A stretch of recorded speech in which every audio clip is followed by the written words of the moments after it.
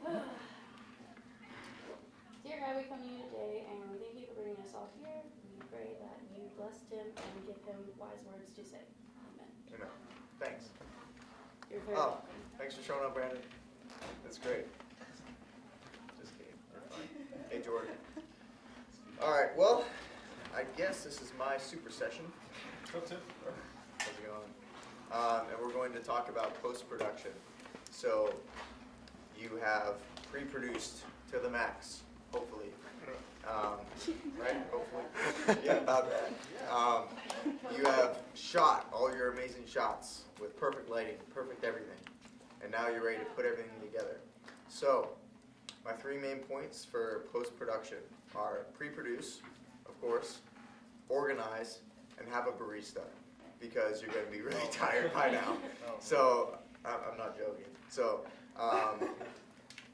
pre-produce, because within the editing process, like if you we're not paying attention to a certain shot and how it's going to look during editing, maybe your script supervisor, someone who's paying attention to the set, maybe something doesn't line up, so there's a continuity error. So, and then in post-production, like crap, like that cut wasn't there, and now it is, and just stuff can get mumbled. Just like, I don't know, whoever was here for Caleb's session, when he showed us that light in the background, like that was a mistake, but they didn't catch it until the editing process. So it makes things a lot easier when you pre-produce, and then even during production, you're making sure that everything's on point, makes everything so much easier in post-production. Organization, make sure you have enough hard drives to back up everything twice, you know, because I know during one shoot that I was doing with Nico, we actually lost all of the audio, and we had to actually, it's called ADR it, and so we had to have our actors come back in the booth watching the film and trying to sync up their voices. Just didn't work. So make sure you're backing up your audio and video. Definitely important. And I don't know, is everyone on a team? Okay, maybe, no. We're still looking at these two girls for our team, possibly. Just saying. Okay. Aaron and Sam. Anyway, are any of you going to be like the main editors for your group? Anyone? Michaela? Maybe, possibly? Okay. My biggest point for those, well, even those who are helping the editors, stay organized. The one awesome thing, and also like organization saves time, and the more organized you are, like the longer you're going to have to make sure everything's perfect in the edit. So a couple things, just for little tips and advice. Everyone does not have to have Final Cut Pro on their computer in order to stay organized from the very beginning. So there's actually this cool thing that you can actually go in, and do you know the keywords? Everyone used Final Cut before? No? Okay. Well, hopefully you're using either Final Cut or even Premiere. Like that's decent too. But so you can add what's called keywords. And so say you keyword your clips by the scene or by shot number, whatever. In Finder, you can actually go and add special tags in Finder right to the clip right there. So as you're organizing, you can be bringing it in and adding those tags. And then once you bring it into your editing software, especially Final Cut Pro, you can bring in those folders by their tags. And so like as soon as you bring it into Final Cut, everything's already keyworded, everything's already organized, and it makes things super easy. So that's definitely a good way to save on time. And you can be dumping footage right on site, and someone can be keywording right there, and they don't even have to have Final Cut on their computer. So that's really a nice thing to do. Backup files. If you have the time and hard drive space, definitely recommend transcoding media. And basically all that does is, what kind of cameras are we using here? Anyone know? We're using 60Ds, DSLRs? Yeah. So DSLRs shoot with, they have the way they capture frames is like PPB or something like that. But anyway, the way that it codes the frames. It makes the computer work really hard when you're trying to color correct, when you're trying to do these little fine-tuning things. So transcoding makes it into a simpler format for the computer. And so they're all iframes, meaning the computer doesn't have to do as much work trying to put the film together, so it's a lot faster. But the thing is, it's about 3 times the size. So if you have the time and you have the size, space of a hard drive, definitely transcode media. Let's see. Has everyone edited a video before? At least one in your lifetime, even if it was like back in high school with your friends or middle school even. So the thing is here, we're trying to make a great product. We're trying to tell a story.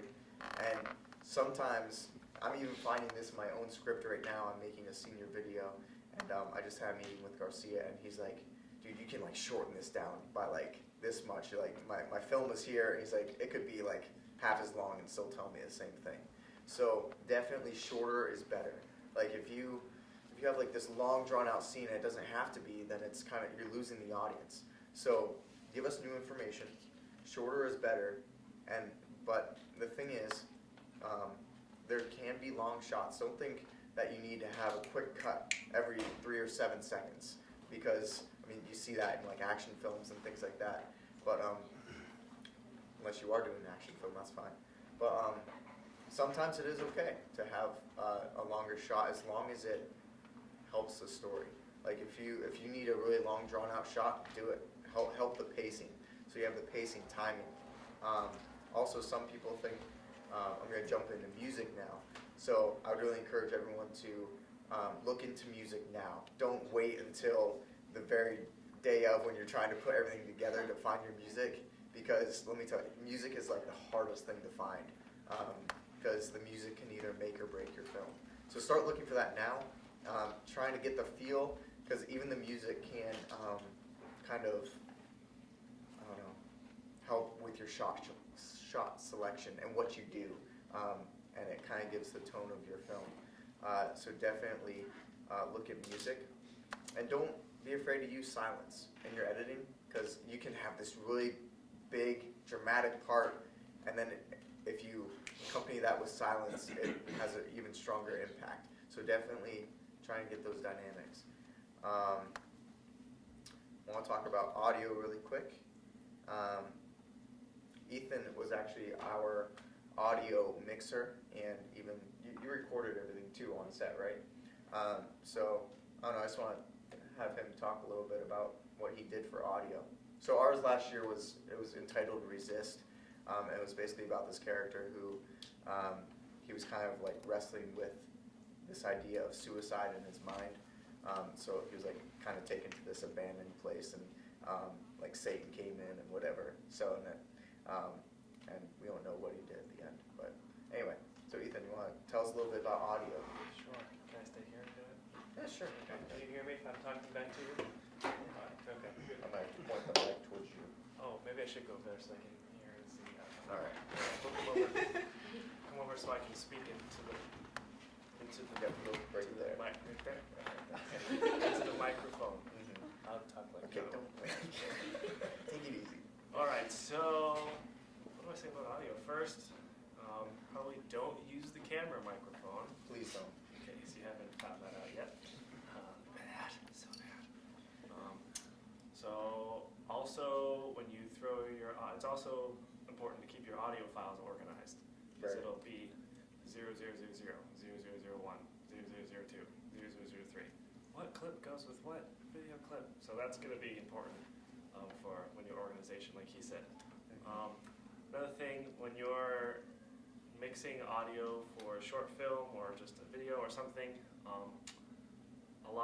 what we did, we had an opening shot in a coffee scene, and we did audio with every single shot, even though there was no dialogue, because they wanted to get the room noise. And when we put it all together, I realized there was a song playing, and when we cut with each shot, it will cut to a different part in the song, and it'll sound choppy. What we had done as a backup is just sat and hit record for like 15 minutes. And so what I did was I took that whole ambient clip the whole 15 minutes and cut it to the size we want, so it's the whole song, it's not choppy. Then you can take the noise of the barista, you can take whatever. We even had to make some up as we went along. Some pouring that we didn't get, so we're like, all right, someone pour something into this glass so it sounds like, and you can just throw it over. So that's usually called Foley's when you add stuff after the fact. You can do that pretty easily. Then there's some, at least for when you talk about vocal levels, when you bring that into any sort of editing software, I always put a compressor on all of my vocals. It's just so you can, some of them are real low, it might spike, real high if something gets dramatic or whatever. It just helps even things out. If you over compress it, it starts to sound a little Unnatural. Yeah, I was going to say crappy, but unnatural is a more sophisticated word. So hey, Raj. So yeah, watch the levels of your vocals. Definitely throw a compressor on those. And then, yeah, there's just some different, at least in Final Cut, there's some different audio effects depending on what you're going for. Some of them are good, some of them are less than good. Because there was a scene where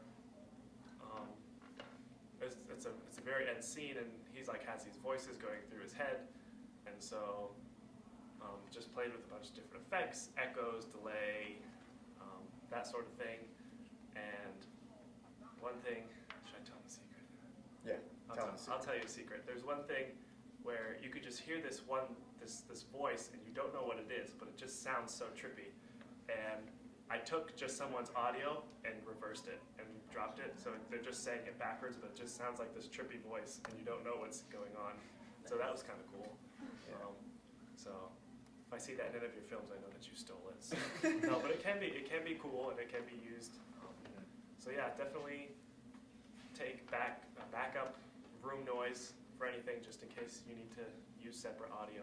Yeah.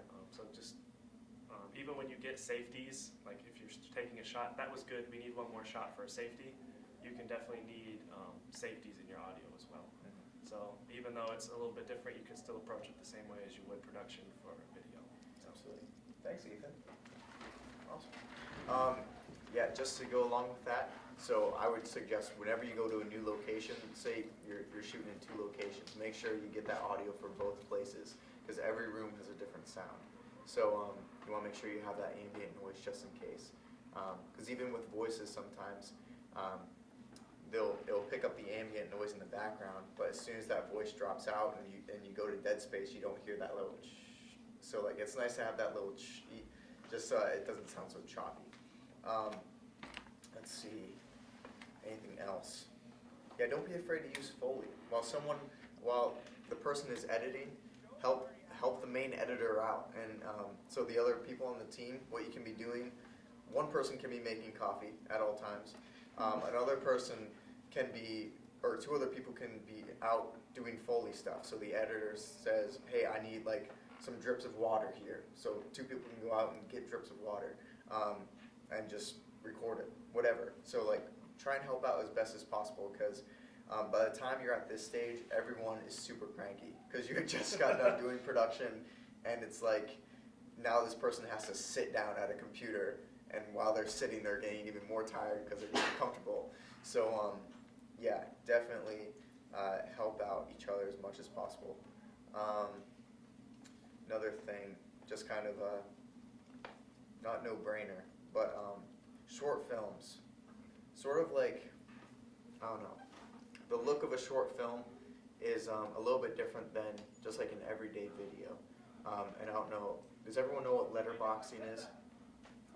So it's basically, instead of doing 16 by 9, it basically crops the top and bottom to make it 1 by 235 or something like that, like 235 millimeter. I can't remember what it means or what the specifics are, but it basically crunches it down so that it's just like a sliver, and that's like what they use at the cinema too. So it just makes it a little bit more cinematic, and I would encourage everyone to do that. And how you do that is it's actually really simple. So in Final Cut Pro, I'm just going to stick in Final Cut. As soon as you're done with your entire edit, So this is at the very end. All you do is select everything and hit new compound clip, which will put everything into one single line, and you won't see any of your edits or anything. And so all you have to do to see your edits again is double click on that compound clip, and everything is back to the way it is. So once you have that one compound clip, there's an effect in Final Cut. It's called letterbox. So you just drop that on your entire film, and it letterboxes everything. So it's super simple. The only thing that you have to make sure is that as you're going through, since you for your headroom and everything, your framing of your shots, you can just go through and move the scale or position, and then drop down the headroom so that it fits in those frames.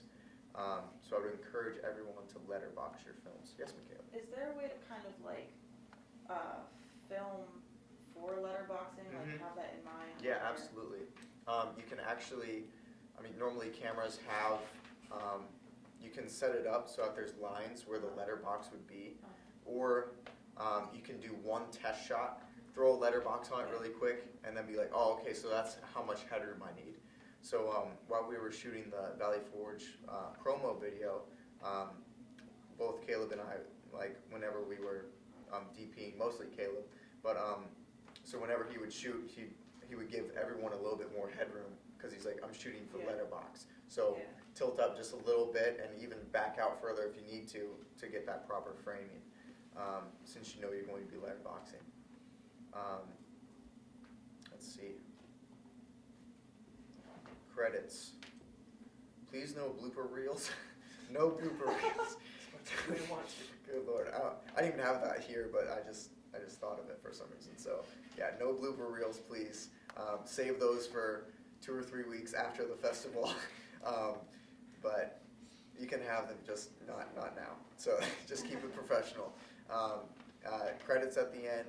Make sure you have obviously a title of your film, director, assistant director, DP, lighting. I would encourage you to just look up the end of a feature film and see how they kind of titled everyone. And so give everyone a really specific title and a professional title. Let's see. Does anyone have any questions? Editing is, it's a very kind of a broad topic, because everyone has a different story, everyone has a different film, different shots, so I can't really go into the specifics of how you would do one certain thing. But does anyone have any questions? Yeah. Question for Ethan. Yes. How did you? So you said you had music playing in the background of some of your audio. Did you just have Did you just put in I think they're called low cut filters, and take out all the lower noise, and that removed it for you? I actually didn't do that. There was in the cafe there was a song playing, or just the radio or whatever.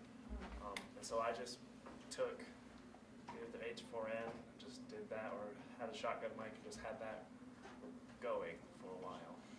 And then we completely took out all of the camera audio, and then just used that ambient noise instead of the camera audio. Or the audio that we recorded at the same time. Yes. It's because we didn't have anyone talking at the time. Is that what you mean? Someone is talking, there might be something in the background. You can use a low cut filter, or you could, there's a background noise removal, but don't rely on that too much. I would only take that to maybe 13%, and that helps a little bit. At most 13. At most, Because yeah. you start to sound like A robot. Okay.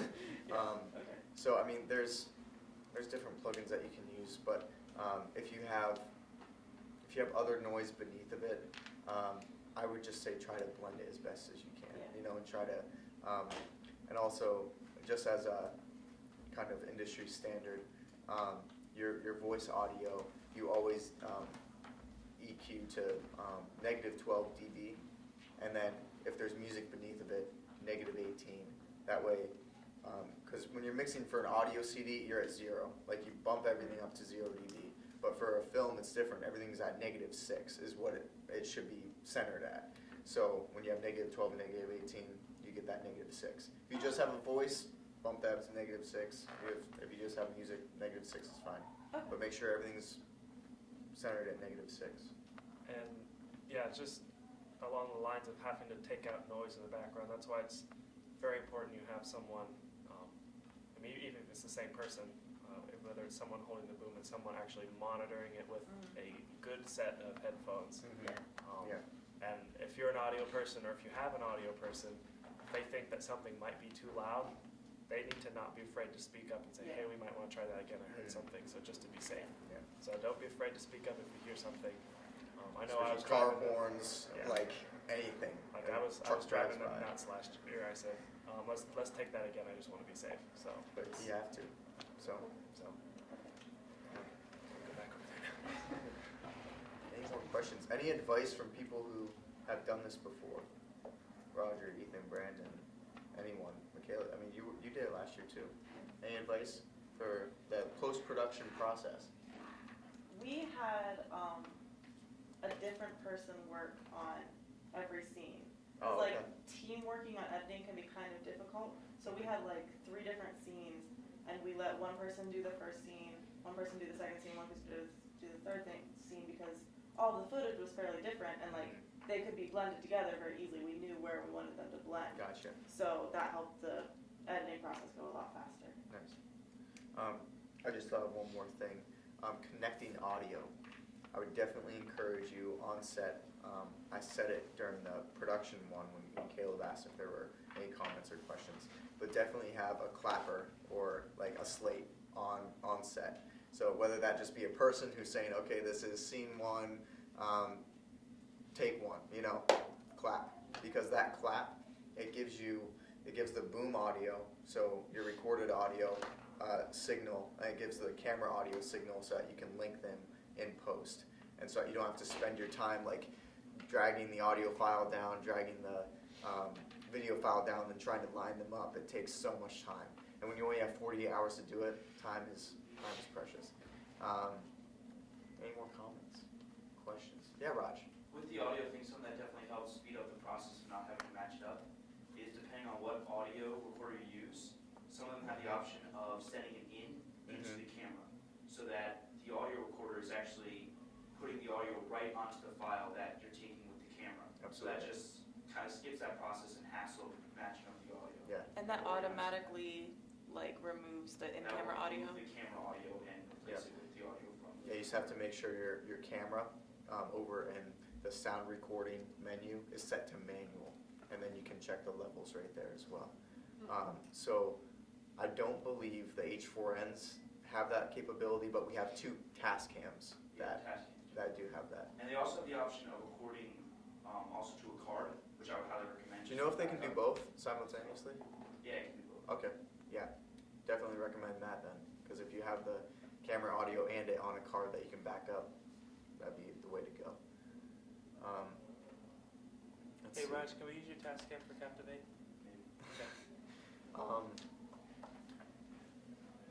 All right, I haven't even touched on color yet. Yeah, I was gonna have Zach come in and do color, but he wanted to go play hockey, so he kind of bailed. But so color. So there's a difference between color correcting and color grading. So color correcting is making it look normal. So bringing everything so it looks like how your eyes would see it. And then a grade is actually putting like, I don't know, either boosting the blacks and then adding maybe a purple tint or a blue tint. But it's making sure everything has like a feel to it. And depending on the color that you choose, it could evoke a different emotion. So the color grade could definitely, I know Caleb is all about color grade. I mean, he goes crazy with some of the colors that he puts in his videos, but it gives it that style. It gives it that like extra little bit that a lot of people don't do because they don't take the time. So I would definitely watch either tutorials, ask Caleb personally, I try to color grade most of my videos. Zach is really good at color grading. I mean, most of the upperclassmen are pretty good, so if you want, like, not Ethan, don't ask Ethan. So yeah, color correcting, color grading. Anyone else? Any questions? Comments? For the editing process.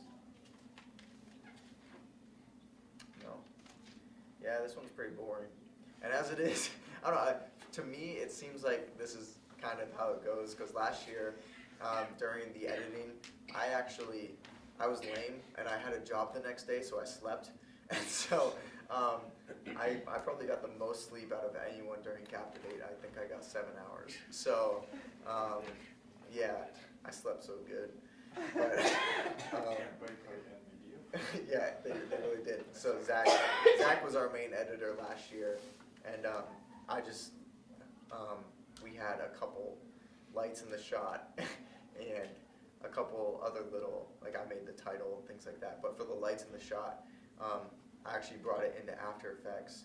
So this took a lot of time, which is why I'm saying pre-produce, so you don't have to do this, because this sucks. And it's actually making a mask around the light and like blurring it out. So if it's in the background, you can like kind of make it part of the scene. You can do something with a poster too, right? Huh? They would do something with a poster too. Yeah, that was for one of logo or Nico's something. things, though. No, it was in the bedroom scene. Oh, it was. Yep, I did that. So careful there aren't any logos or anything. Yep, careful about that. So, because it's a... Unless you got paid to do product placement. Yeah, unless you did. Because in After Effects, you have to add a mask, and then you have to basically track the thing. If you have a moving shot, it's terrible. So don't do handheld for one, because that makes it even more terrible. Because then you have to like track it with your handheld movements. But Why is that such a big deal, not filming logos? it's just copyright stuff, and I mean, honestly, like you could, like if you don't have permission, I guess. That's why like you always see in even commercials, like if you know they're using a Mac, but they always blur out the Apple in the back. It's just or they replace it with hair. So yeah, it's just copyright stuff. I just have a question about Yeah. how, like working with multiple editors on a project, Mhm. how would that work? Is it just like this more streamlined, just like leaving notes for each other, or just? Yeah, definitely. I know last year I actually, before, so after we had got done filming, I was actually the one who went in and linked all the audio before Zach came in and edited. So you can have someone designated to organize everything. So make sure you're on the same page with your editor, knowing how he or she likes it organized, and then have someone who's the organizer. They're keeping all the media organized. That way, as soon as the editor sits down, everything's there for them. Keyworded, everything. It really helps them out, makes their job a lot easier and less frustrating, because they're the ones who are at the final like 2 hours and they're trying to finish everything up and render everything out. But it depends on the team. If you guys all have like the similar vision, all know what you're doing. Like one person, as Michaela said with her film, she did a section, someone else did a section, someone else did a section of the film. So you can definitely do that. Like again, me last year, I synced all the audio. I made our opening title and closing title, and I also made our credits. So it's just something that Zach didn't have to do. So since I really didn't have anything else to do, I just took all the time, made our credits, and made everything right there, and then just dumped it over to him, and he was ready to go. Does that answer the question? Sort of. I mean, Okay. enough. Okay. I'm sorry. That's fine. Yeah. I would just say if there's anything that you can do to help add production value to the film, try to do it. Like even during the post-production process, if someone, like if you need footsteps, if you need something, go get that Foley. That way it really ups the production value if you have really good audio. Because if your audio stinks, your video is going to lag too. Any other questions, comments? One more thing that I thought about that I will do differently this year with mixing the audio side particularly. Sorry, I'm talking about audio a lot. But there's a lot of things that I waited until after Zach was done his edit to do, like some of those sound effects, the voices. I could have been doing that on another machine and then bring it in. Like I was thinking, Yeah. I was just sitting around wasting time when I could have had it done by the time he was done. So yeah, if you're able to like divide it, like sometimes it'll get confusing if you have too many parts in too many places, so just be aware of that. But if you can divide and conquer and it still be organized and clear, then definitely take advantage of that system. No, for sure. Yep. Yeah.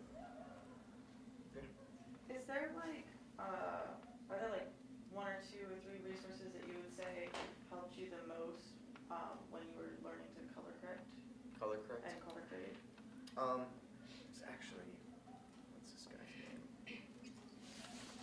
I keep getting emails from him actually, because we had a color grading assignment for my video systems. Yeah, video systems. So Dan Derode has actually sent over a link, and it's just these free tutorials that either in Final Cut Pro or even DaVinci, which is the Blackmagic software, but you probably wouldn't be using that. Just, but yeah, definitely there is a link. Let me Color Grade Central. Denver Riddle is his name, I believe. He gave me a free gift. Yeah, so Color Grade Central is definitely a good resource for learning how to color grade. He taught us how to make a very cinematic style, a very like Instagram-y style. Like he does it all. He even turned a shot that was shot during the day to make it look like it was shot during the night. So yeah, definitely check that out. So that's Color Grade Central. No. Anyone else? It's only 6:35. I think I'm the shortest one. No, you're actually quite tall. Yeah, I'm taller than you go. No one. Yeah, What all things should we be done by now, like completed? done. Yeah. Definitely have music lined up. I would say, like, get your music. Last year, we asked Josh Leak. Yeah, Josh Leak made our score. So, like, we gave him like $20. So, which was probably really cheapskate-ish of us. But he wanted to have something for his portfolio. So, He's no longer here, by the way. yeah.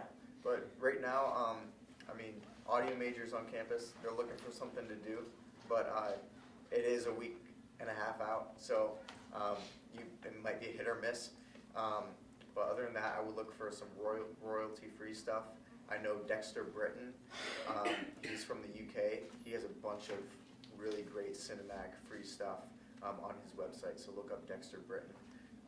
And also, like, you can go to Audio Jungle. Like, I just wouldn't, like, obviously don't, if you download a video from YouTube and rip the audio, like, that's not good, because then your video is going to get ripped down from Vimeo. So I would say definitely find your music now to get the feel of how your film's going to go. And, like, if you also already have, like, ideas of shots that you're going to use, you can even insert, like, gap clips of where your particular clips are going to go, and you can, like, map everything out, and then that way, as soon as the day comes and you have all your footage, you can just drop it right on those gap clips, and that will, so your film's already edited. So you can do that. You can mess around with color presets. Just go out, take some test footage of whatever you're going to be doing, and mess around with the color, get the look that you want. Really, you can film the entire thing right now, do everything, and then scrap it, and then do it all again. You know, you could essentially do that. But as long as your whole film is made within that 48 hours, you can basically do anything right now. I would certainly, like, if you haven't used the camera too much, whoever is going to be your DP or whoever, have them hands-on using the camera. Even if you aren't doing, like, test shots for your film, just go out, use the camera, get a feel for it. Use the different sliders or tripods, whatever you're going to be using, get familiar with it now. Yeah, those would be some things. Did you have a question? So sorry, I thought I saw you blow it. Anyone else? Okay, cool. Well, I think we're done here. I'm excited to see what everyone's gonna make. You know, it's always fun, like, creating your own video and then actually sitting down and watching someone else and be like, oh man, I wish I would have done that, or that was really cool. So, awesome. Well, I guess we'll just close in prayer and then I'll be done. So, dear Heavenly Father, we just thank you for this day. We thank you for everyone just coming out and learning about post-production. And God, that you would just have your special hand on each of these films and help everyone's teams to just gel and make something great that just glorifies you. And you say amen. Awesome, thank you.